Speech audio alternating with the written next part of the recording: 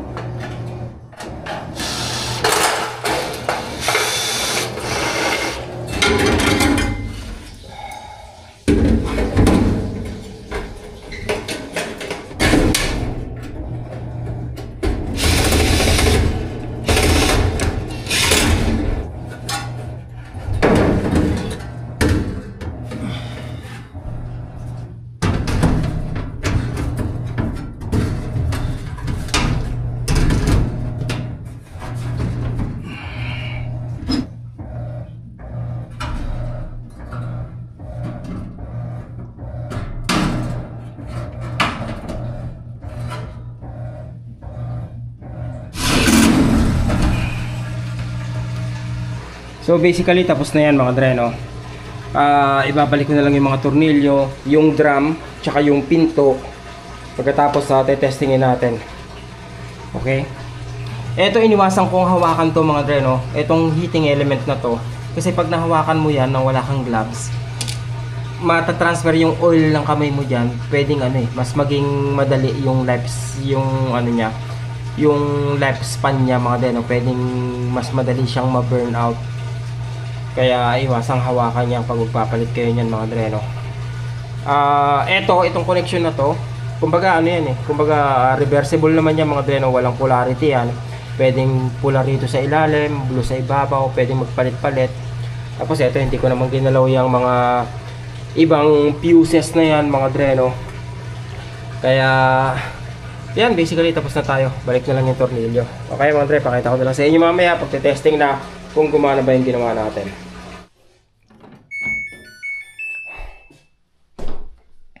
Okay.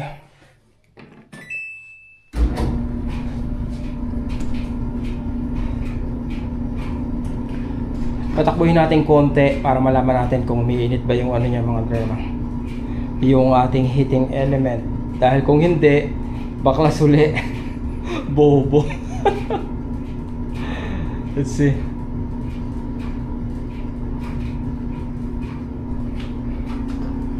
Kaya natin pause.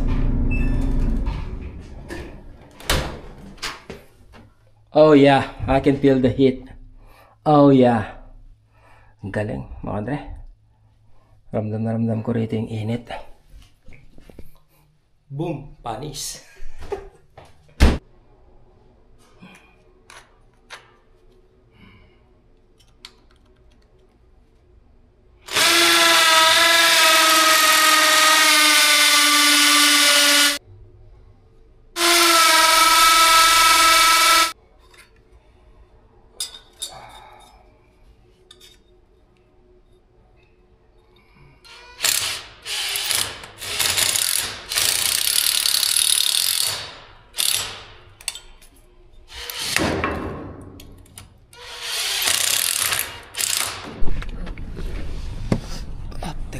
Pera ba ako? Wala akong pera.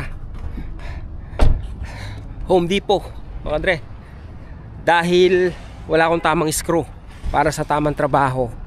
Tapos bibilin ko na rin yung isang step ng hagdan na kulang. Hopefully magkasya sa sasakyan. 8 feet yata yung pinakamaiksi nun mga dre, no?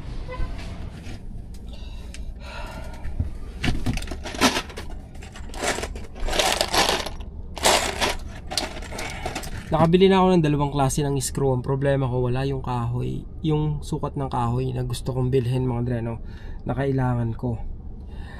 Pag bibili ka ng kahoy dito sa Home Depot, tapos yung bibilin mo yung treated mga dre, no, yung may chemicals, hindi nila ikakat yun.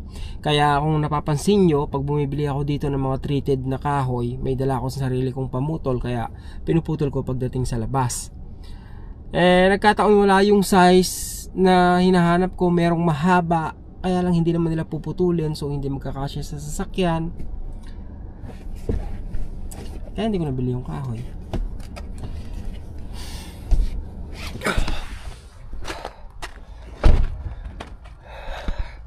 Dito ako naglagay ng rubber carpet, mga dreno.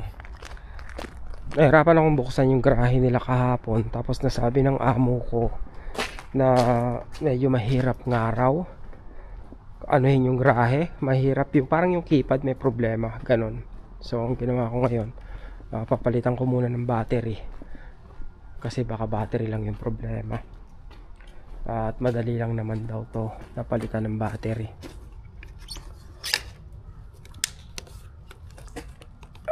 Tigas.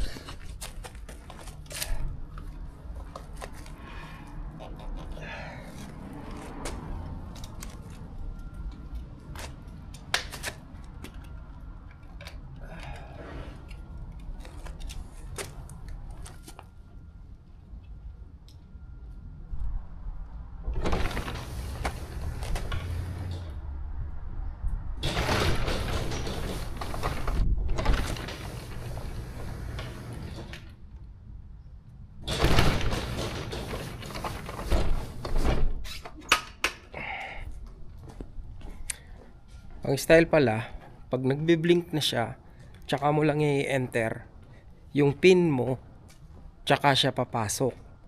'Di ba? Pag inano mo siya, hindi pa siya nagbi-blink, mga dreno, wala pang ilaw. Kailangan magpindot ka muna ng kahit anong key. Pag nagsimula na siyang mag-blink, tsaka mo i-enter yung pin number mo.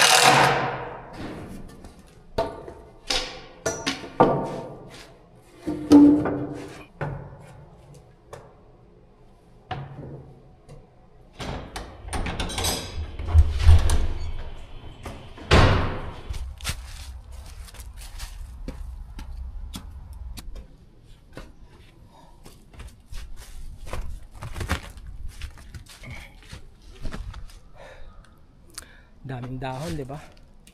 Dapat alisin 'yan, mga dreno, kasi ano 'yan, magde-decompose 'yan. Tapos madadamay niya yung kahoy.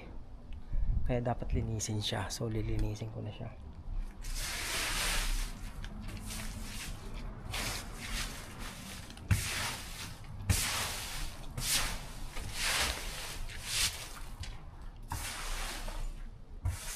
Pagod. Okay na.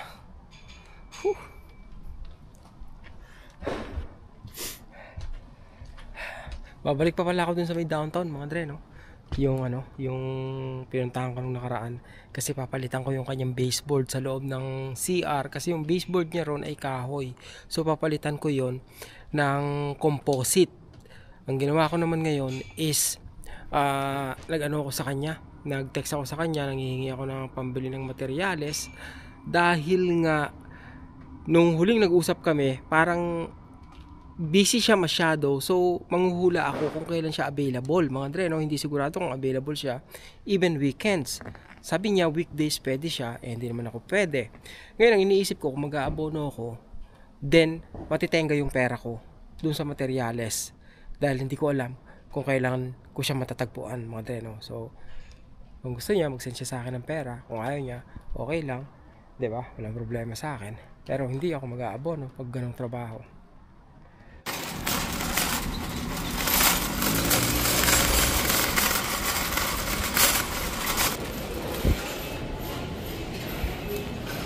Paano na lang? 159. tomato sauce. Ito, oil lang, oil. Sunflower oil. Wala bang ano? Olive oil.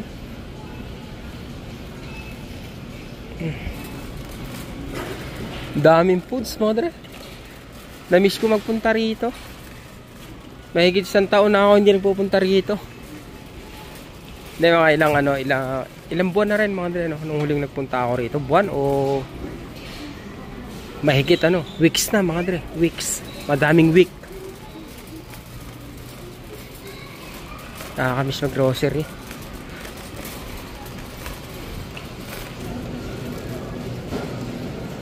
Tatamad ako magluto eh. $10 isang buong chicken. Kaya ito na lang kaya lantakan ko, no?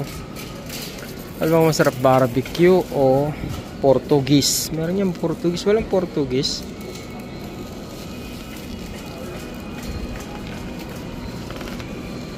Okay lang siguro to. Ako lang kakain na ito, sigurado. $5. Hindi ko maintindihan, mga dre, no? Masarap sana, kaya lang lean eh. Mas gusto ko yung mga dre, no? Yung medium, yung may mga spots. Mas masarap pag ganun eh. $7.50 isang ganito. Okay. Grass fed, natural, diba? Pag baka, damo naman pinapakain dapat, diba?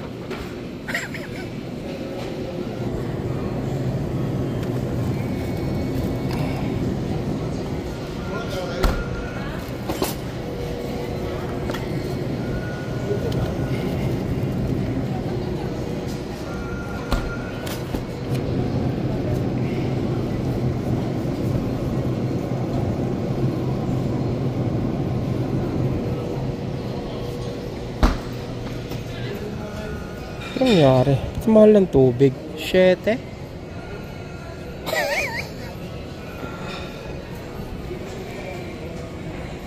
Siyete ng tubig? Totoo ba yan?